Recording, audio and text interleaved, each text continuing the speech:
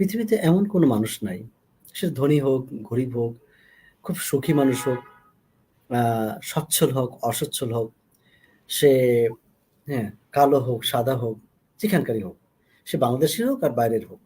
এমন কোনো পৃথিবীতে একজন দেখাতে পারবে না কেউ, যিনি কোনো সমস্যা ছাড়া বেঁচে আছেন।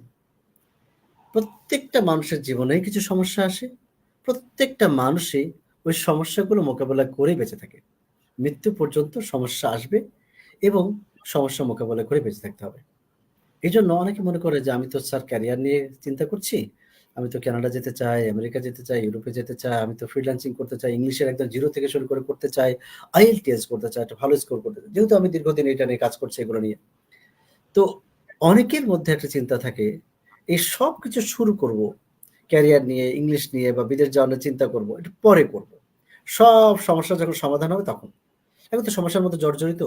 একটু ভালো হোক তখন। মনে রাখবেন কখনোই সমস্যা আপনার পিছু ছাড়বে না। যতদিন না মারা যাচ্ছেন। আমি প্রত্যেকের কথা বলছি। আমিও সমস্যার বাইরে না। এজন্য মনে রাখবো যে সমস্যাকে বাদ দিয়ে কখনো আমরা বেঁচে থাকবো না। সমস্যাকে আলিঙ্গন করতে হবে, সমাধান করার চেষ্টা করতে হবে।